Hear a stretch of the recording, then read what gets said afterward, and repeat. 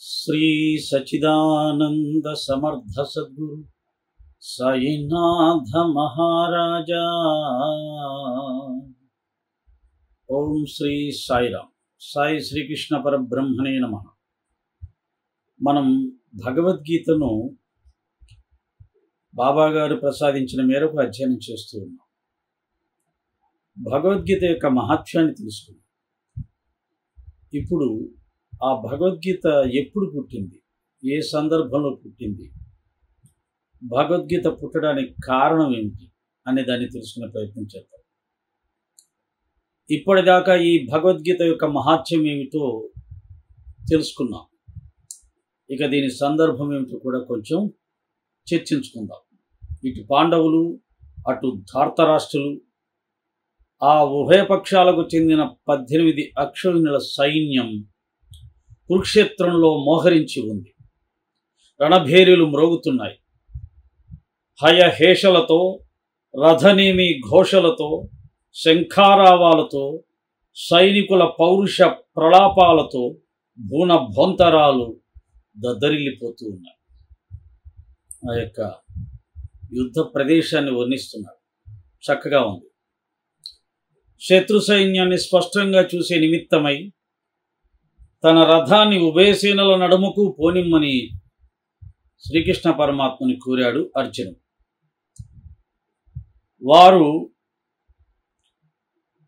వారు నదిలించాడు వాసుదేవుడు. అంటే గుర్రాల్ని కదలమని ఆదేశించాడు. బారులు తీరి ఉన్న 2 సైన్యాల మధ్యకు వెళ్ళి నిలబడింది రథం.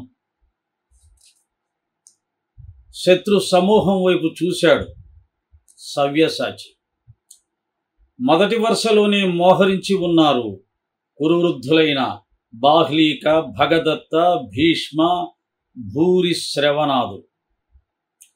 భూరిశ్రవసాదులు అన్నాడు. వారికి ఎడాపెడా కురువృద్ధులైన ద్రోణాచార్య, కృపాచార్య మొదలైన వాళ్ళు ఉన్నారు. వారికి చేరువలోనే కనిపిస్తున్నాడు అశ్వత్థామ, ద్రోణాచార్యుని యొక్క పుత్రరత్నం, చిరంజీవి, మరణం లేనటువంటి వాడు. వాడి చెంతనే దుర్యోధనాది సోదర శతానీకం, వారికంత దూరంలో శల్య శకున్యాది బాంధవ కోటి కనిపించారు. వారందరినీ చూడగానే అర్జునుడిలో బంధు ప్రేమ కట్టలు త్రించుకుంది. రాజ్యలోభంతో రక్తపాతం చేయడం మహాపాపం అనిపించింది. వందలు వేలాదిగా గల బంధువుల శవాలు కళ్ళ ముందు కదిలాడాయి.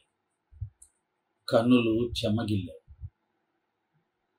తక్షణమే శ్రీకృష్ణుణ్ణి ఆశ్రయించాడు. ఇలా ప్రార్థించాడు: హే కృష్ణ, సీదంతి మమ గాత్రాని ముఖం చ పరిశుష్యతి, వేపదుశ్చ శరీరే మే రోమహర్షశ్చ జాయతే,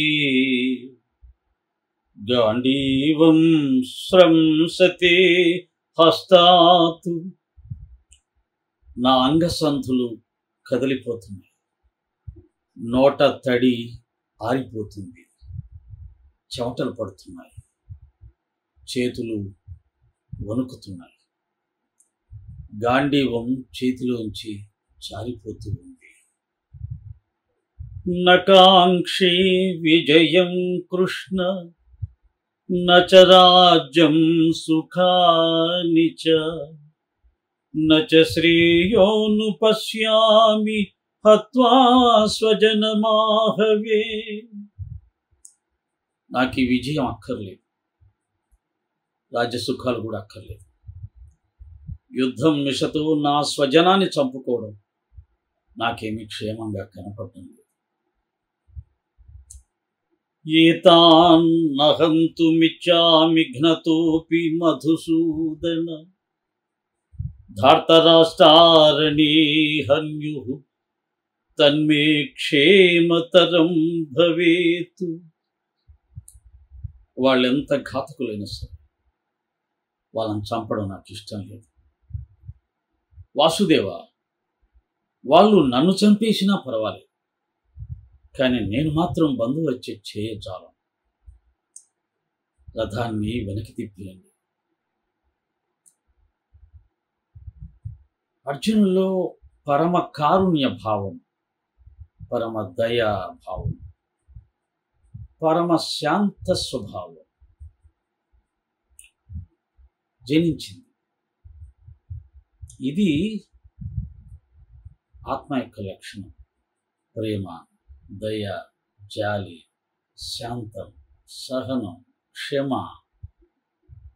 ఇటువంటి లక్షణాలన్నీ ఆత్మకు దగ్గరగా ఉండే లక్షణాలు. ఎవరిలో ఇటువంటి లక్షణాలు ఉంటాయో వాళ్ళు ఇతరులకు కష్టం కలిగించడానికి ఎటువంటి పరిస్థితులు ఇష్టపడరు. అది చూసారా, అర్జున్ ఏమంటున్నాడు? వాళ్ళు నన్ను చంపినా పర్వాలేదు, కానీ నేను మాత్రం వాళ్ళను చంపలేను. ఇది మానవ లక్షణం. ఒక రకంగా చెప్పాలంటే మనిషి అంటే ఇటువంటి మనసుతోటి, మనసు కలిగిన వాడు. మనసు అంటే అన్ని రకాల గుణాలతో కూడి ఉంటుంది, కానీ మంచి లక్షణాలతో పరమదయ, పరమకారుణ్యం, పరమ ప్రేమ, పరమానంద స్థితి, దీన్ని మనస్సు అనాలి. రాక్షసత్వం, క్రూరత్వం, ఈర్ష్య, ద్వేష, అసూయాలతో కూడింది కాదు మనస్సు అంటే. వాళ్ళ రాక్షసులు అంటారు. మనిషి అంటే మనసు, మంచి లక్షణాలతో కూడిన మనసు కలిగిన ఉన్న వాళ్ళనే మనసు.